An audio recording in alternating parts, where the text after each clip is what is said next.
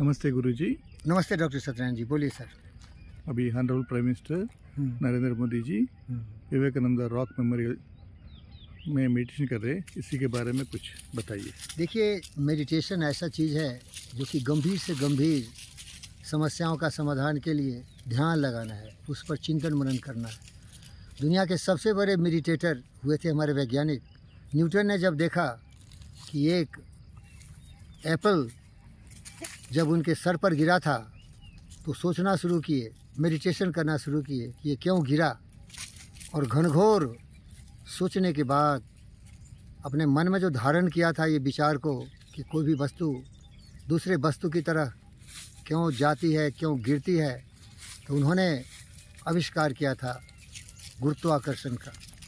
तो किसी भी समस्या का समाधान करना हो तो चिंतन करिए, मनन करिए, ध्यान लगाइए, उसी को हम अंग्रेजी में मेडिटेशन कहते हैं। तो मेडिटेशन का मतलब समझ में आ गया। मैं आपको गारंटी के साथ कह सकता हूँ कि किसी भी आदमी को इतना स्पष्ट पता नहीं है कि मेडिटेशन होता क्या है। मेडिटेशन होता है जो कुछ समस्या हो उसका समाधान के लिए ध्यान लगाना, उस विचार को दिमाग में धारण करिए, उसके बारे में सोचिए। मैंने पढ़ा हुआ है हठ योगा बाई विवेकानंदा। तो विवेकानंदा बोले कि अपने मस्तिष्क की शक्ति को मस्तिष्क से अंदर ही रिवर्स फोकस करो, मस्तिष्क की शक्ति को मस्तिष्क से अंदर ही फोकस करो, और उसमें इतनी शक्ति है कि आपको सारे सवालों के जवाब दे देंगे।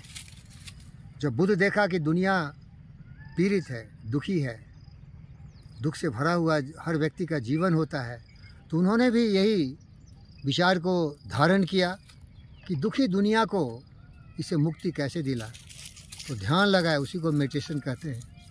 आप तो वहाँ गए हुए हैं गया में जो पीपल का पेड़ था उसी के नज़दीक महीनों उन्होंने ध्यान लगाया, खाना पीना त्याग के चिंतन करते करते। तो मस्तिष्क की ये शक्ति है कि जब आप सचमुच इसको कोई चैलेंजिंग टास्क देते हैं तो मस्तिष्क इतनी बड़ी शक्ति है कि हर समस्याओं का समाधान इसके पास है। इसीलिए जितने भी महान लोग हुए वो सोचते थे। To think is a symbol of the greatest and fools never think, it works like animals instinctively. तो नरेंद्र दामोदर दास मोदी भी ऐसे ही एक महापुरुष है जो कि इस विचार में लीन हैं, सोच रहे हैं कि भारत को विकसित भारत 2047 तक कैसे बनाया जाए। तो सारे सवाल के जवाब उनको आ रहे होंगे और वो लिख रहे होंगे, और जब वो निकलेंगे तो उसको लागू करना शुरू कर देंगे। आज एग्जिट पोल आ जाएगा, सबको मालूम है 400 के आसपास आ रहा है। विरोधी पार्टी ऐसी करनी क्यों किए कहे पछताए, रोपा पेल बबूल का आम कहाँ से खाए। वो भ्रष्टाचार में लीन रहा, देश को तोड़ने के लिए जाति धर्म मजहब क्षेत्र के नाम पर बांटता रहा। यहाँ गरीबी बढ़ती चली गई, बेरोजगारी बढ़ती चली गई, और इसके लिए जिम्मेदार बनाता है बीजेपी को, जो कि मात्र 10 साल से सत्ता में। तो सारे समस्याओं का समाधान लेके नरेंद्र निकलेंगे विवेकानंद रॉक मेमोरियल से, जो कि कन्याकुमारी में स्थित है। आप सुना होगा कि जब पार्वती का सबसे बड़ा समस्या था कि शिव शंभो को कैसे पाया जाए, तो वो बिल्कुल एक टांग पर ऐसे मेडिटेट किए थे, ऐसे तपस्या किए थे, उन्होंने भी ध्यान लगाया था। तो उसका समस्या का समाधान उनको मिल गया था, और महादेव उनके पति के रूप में प्रकट हो गए थे। तो आपके जीवन में भी ये सीखना चाहिए, जिससे आपने किया था टोटा गार्डन में पाइपलाइन लगाने का मेडिटेशन। मैं जीवन में मेडिटेशन इसीलिए दिन रात करता हूँ कि किस तरह से पृथ्वी पर स्वर्ग हो, शांति का वातावरण हो, ईर्ष्या द्वेष काई कलवल से लोगों को मुक्ति मिले, जीव जंतु पशु पक्षी मनुष्य सब साथ मिल के जिए, क्योंकि सबको एक दिन जाना है। ये मृत्यु लोक है, यहाँ कोई शाश्वत नहीं है। तो ऐसा ही ध्यान लगाते रहिए, और मोदी जी यही ध्यान लगा के समस्याओं का समाधान कर रहे हैं। उनका दिमाग शून्य नहीं है, सारे देश की समस्याओं के बारे में चिंतन कर रहे हैं। समझ गया? समझ गया। और विपक्ष परेशान है। अब वो ध्यान लगा रहे हैं तो विपक्ष तरफ रहा, बताओ, क्योंकि इसको मालूम है कि बबूल का पेड़ रोपने वाले दोस्त देश के गद्दार, नेहरू की खानदान, लल्लू की खानदान, मुलायम की खानदान, ममता की खानदान, कश्मीरी नाम बोलिए, अब्दुल्ला का खानदान, केजरीवाल, महबूबा का खानदान, केजरीवाल का चोर, ये सारे चोर देश को लूटने वाले हैं।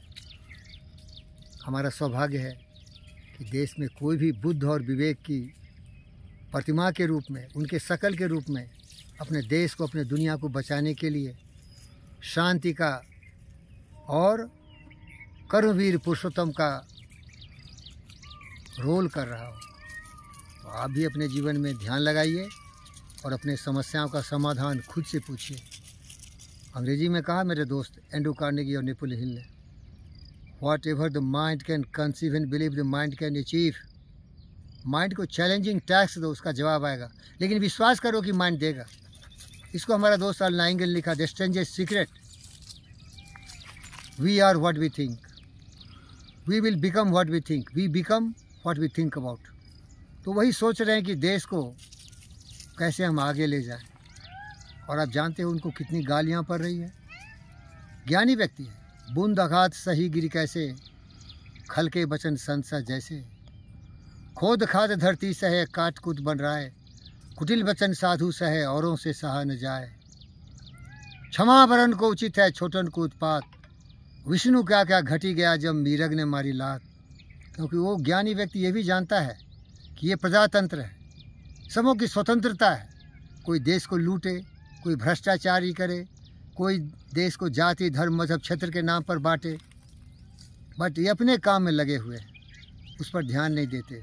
एक सुना होगा बहुत बड़ी का, हाथी चले बाजार तो नालायक कमीने कुत्ते सालों की झुंड भूखे हजार।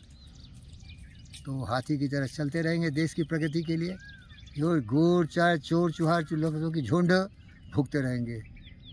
हमारा सौभाग्य है कि हम उन्हीं के पसीनों पर चल रहे हैं। आप सत्येंद्र हैं, मैं वीरेंद्र हूँ, मैं हूँ पंडित फ़कीर योगी वीरेंद्र योगी।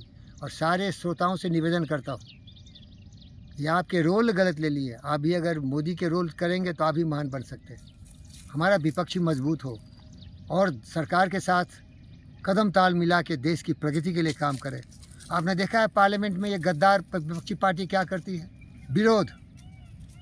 370 का निकालना हो उसका विरोध, राम टेम्पल हुआ उसका विरोध, हमारी 33% हमारी माताओं बहनों के लिए जो पार्लियामेंट एमपी के लिए अलग उसमें जो पारित किया गया नारी शक्ति अभिनंदन, उसका विरोध।